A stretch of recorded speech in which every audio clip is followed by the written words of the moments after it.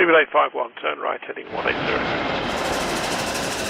14 Papa, turn right 245, report localizer established 27. Welcome back to the 5th episode of this mini-series with the Boeing 737 MAX that was issued in a report that had findings that were found across an 18-month period.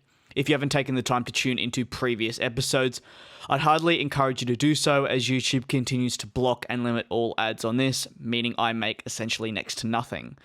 Today's focus, though, specifically centers around the production pressures with the 737 MAX. This was simply briefly mentioned here on the channel a few times, but also in this mini-series specifically as well. The Boeing 737 MAX is still to this day a popular aircraft. The overall backlog, despite dropping every month, is still quite high at over 4,000. However, long before the incidents, the backlog for the type stretched past the 5,000 mark. Order cancellations for this year have amounted in the hundreds alone, and since the type was first grounded, the drastic change can be seen from a mile away. However, with all that being said, Boeing was without a shadow of a doubt pressured into producing the aircraft at a rate that would benefit them moving forward. This is something that can be noted in an interview I did with an employee who worked on the 737 MAX. They said they felt the pressure from management and how it became increasingly more difficult as time progressed to keep the quality of the product at the acceptable standard, or should I say standard Boeing may have accepted in the past. As we've learned throughout this report and analysing it, Boeing's higher management standards dropped considerably when it came to the 737 MAX and certifying it. The 737 series on a whole, back in 2018, set a new world record, if you are unaware, for being the most produced commercial jet aircraft model in history. An incredible achievement, and one that highlights Boeing's impact on the narrow-body sector. This came after they produced the 10,000th Boeing 737, also in the same year. This was only a year after they certified the 737 MAX, just for some clarification as an interesting fact as well. With so many aircraft produced and a new aircraft on the way, it was important Boeing continue to improve its production speeds and or maintain them, while also actively looking at ways to clear the backlog quicker, and in turn, earn more by offering customers a quick delivery, or should I say a quick turnaround time, from when the order was placed by said customer to their acceptance flight. Work on the 737 MAX is conducted at the Renton site, which is a facility that covers around 1.1 million square feet. An incredible size, and one that is often mentioned, say, in my videos, and will be discussed more so in this episode as well. Maybe if you've read up on Boeing, or just a general aviation enthusiast as well, you'd know about Renton. In fact, it's a crucial piece of the puzzle that makes up Boeing, and it's quite incredible. Building a 737 MAX, though, from the day the parts arrive is not a long task either. The MAX can be turned around within 10 days. That's a little over a week. However, securing all the parts required is another mammoth of a task, with around 600 different suppliers delivering key components.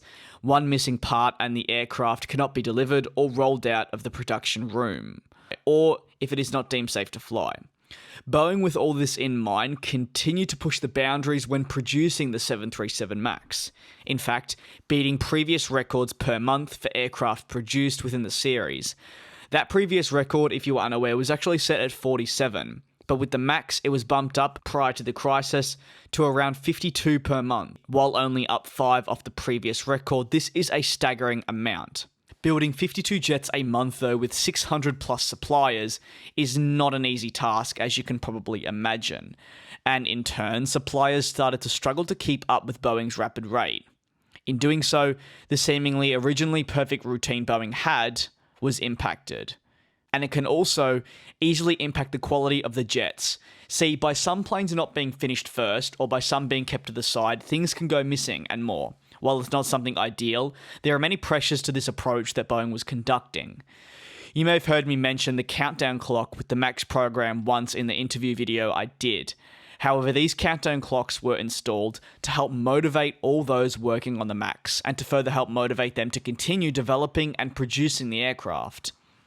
These countdown clocks had milestones, like a power on and also a first flight alert. It meant that when the Boeing employees completed these major moments, they felt satisfied and moved on to the next one. It's a very similar tactic to what we see in businesses around the world, schools, and also games. However, while this can be deemed to some as a motivating task and very effective, especially in a game sense, it can also cause a lot of pressure on employees in a real-world environment to try and reach a certain standard that might be, say, unachievable. Production at Renton has always been front and center of everything, like briefly touched on earlier. In an earnings call, the now former chairman and president of Boeing said, "So while it's a challenging situation, it's a high-volume line, fast-moving line. We're continuing to ramp up while we introduce the MAX into the line. It requires daily focus and daily attention. The ramp-up continues on track, and we're not seeing issues or any problems that are out of the ordinary. And I remain confident that we'll achieve our MAX ramp-up goals for 2018. This further highlights, to me at least, the pressures employees were facing. At this point, noting that the call took place in early 2018, we were, and they were, I guess, completely unaware of what would take place at the end of the calendar year with JT610. But looking back, we can already see the early stages, or really late stages, if you will, of the pressures being put on employees at Boeing in order to get these planes delivered and also produced.